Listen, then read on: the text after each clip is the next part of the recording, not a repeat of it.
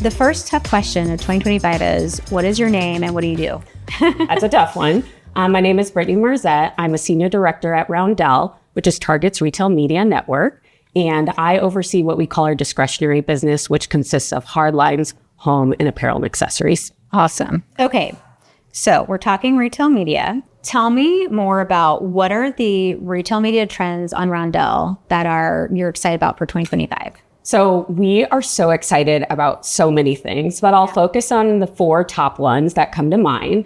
So the first is that we're going to be launching second price auction on TPA. Really? Yes. That's huge. I know, right? It has been a number one ask from so many of our advertising partners, and we are so excited to bring this new news at CES? We have talked about it previously, but yes, so we'll call this official. Okay. The second thing that we're really excited about, we know the importance of creative and also of placement on site. Yes. And so the second thing that we'll be launching is new O&O formats. So then the third thing that we're doing, which is I'm really excited about, is what we call objective-based buying. And so if you think about it today, with many of our social partners, we essentially would go out and buy campaigns with reach being the main objective. As we go into 2025, we are going to be unlocking the ability through signal sharing to have more packages. So we would have a consideration package or a conversion package or an awareness package, which would leverage all of the capabilities within, call it a Pinterest or Instagram, to be able to optimize and signal share with our first party data to enable better ad performance. So we are beyond excited about that. And then the third innovation that we have is that we are going to be introducing closed loop reporting on all of our social platforms, which again is just another way that we are going to be delivering improved performance for our advertising partners. That's some big things coming out of Roundel this year. We are very excited. Awesome. Okay, so when you talk about data sharing and opening up signals, are you talking about opening this up to partners like Pacvue so that we can have better optimization for customers? Yeah, as we think about it, when we think about signal sharing in general, it's about ensuring that we are leveraging what one of our greatest strengths is, our first party data, to be able to feed those signals into our partners so that we can do better optimizations and then in turn ensure that we're serving the best ads. Yeah. And that will unlock budgets, I think, too. Yes, for sure. I was just in a client meeting today where I shared the news and I swear there was applause almost to the point where they were like, we have been asking for this and we're really excited about it. This is what the industry is asking for because everybody wants the signals to be able to dictate and help optimize campaigns. So 100%. This is music to our ears. That's great. Awesome. Okay. Well, more justification for doing it. Yeah. Okay. So tell us a little bit about, there's a lot of retail media networks. What is unique about Roundel? Yeah. There are a couple of things that really set Roundel apart. The first that I would say, it's our guest obsession. So as we think about it, Target has over 165 million guests, and we have a direct relationship with them. And we're able to extend that relationship in partnership with our advertising partners. It's super valuable to show up in market with a trusted brand like Target because we know that guests are 4 times more likely to trust an ad from Target than they are from, a brand that they've maybe never purchased from before. I'd say the second thing that really sets us apart is our media experience. We're really intentional about where and how we serve our ads. And so we want to make sure that we're getting it right, both for our advertising partners, but also for our guests. We want to serve ads that are relevant to them in their everyday. And then the third thing that I'd say is our off-platform focus. So we actually over-index in our off-platform. Our business today is about 30%. When we look at the industry, it's about 20 to 21%, and we're going to continue to make investments there. So for example, we are going to be offering closed loop measurement on all of our social platforms. And then we're also going to be opening up signal sharing as well. That is awesome. So you guys, it sounds like 2025 is like a year of data unlocking for you. It is a big year because we truly believe that data collaboration will, again, provide improved results for our advertising partners and also just help us be more relevant to our guests in their everyday life. Absolutely. That's, again, music to our ears over here. Okay, so for brands just beginning to invest in retail media, what should their top priorities priorities be to maximize their advertising spend? So your new people coming in. What I would recommend is our target product ads. It is our on-site search offering within Roundel. And so the value of that is that it's actually self-service through Roundel Media Studio, which is an offering that we launched last year.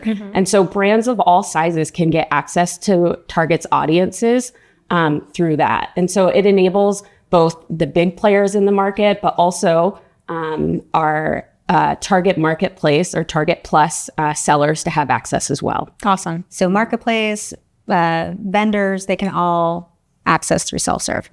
Awesome. Okay.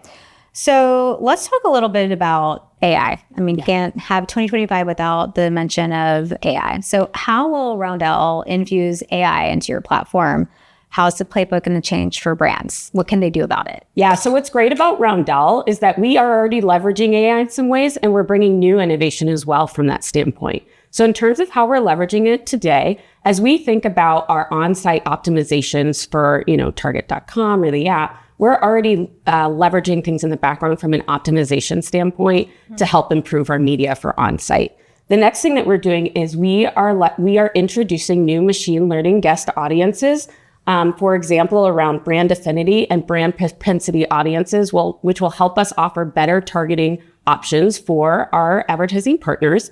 And then the third, as I mentioned, we are actually going to be leveraging signal sharing, which while it's going to be using the AI on our partners' side, it will enable us to better leverage our first-party data within their systems to create better performance for our campaigns overall. Awesome. And do you have any recommendations to brands on what they can be doing besides just maybe leveraging third parties or leveraging their partners? Is there anything that they should be doing to be successful? Yeah, what I would say is as we start to, this will be a rolling launch in terms of the signal sharing. And what I would encourage is as we bring on some of those partners to get to be first to invest in those channels, because we already have seen really strong results. So we opened up signal sharing with the trade desk, and we have already seen results where up to 39% improvement in return with an average of about 10%. So I would say just don't sleep on it. As soon as we bring it to you as an option, I would highly recommend investing in those channels. So the early bird gets the worm. Yes. Okay. That's a good advice. All right. So one of my favorite questions, there's a lot of metrics in retail media. There's typical ones, impressions, click-through rates, all the whole mumbo jumbo. So can you share a unique metric that you would prioritize when evaluating performance?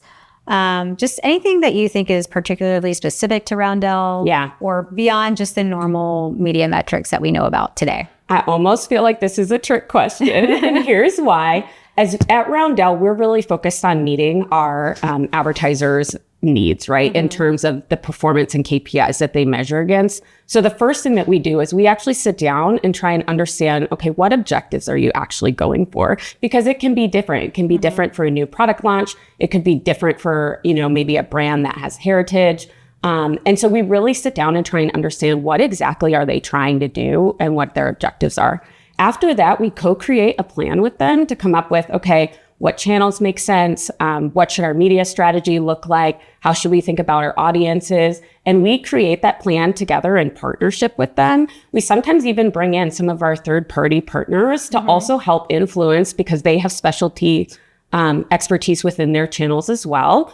And then after we have already identified their objectives, created the plan, that's when we lay out the appropriate KPIs to measure against. So there really isn't one KPI that we're really focused on. Yeah. We're really looking at, okay, what are we trying to do? And then what KPIs are associated with that? And do you have in-store attribution KPIs or anything like that you're bringing that's new? Or so we actually, as we look at our performance, it's actually inclusive of both in-store and online sales, which is something that's, I think, unique to Roundel in terms of how we think about performance. Yeah, that's awesome. Okay. So last question. If we're talking about retail media resolutions in January, if you could set one resolution for a brand in 2025 regarding retail media, what would it be? I would encourage the brands to leverage Roundel's 2025 innovation to both simplify and also cut through the retail media clutter to help connect in a more seamless way with the target guests and drive more meaningful business outcomes. I mean, that's what we're all about here at Roundel. And so this innovation is going to enable our partners to do that in a more efficient way.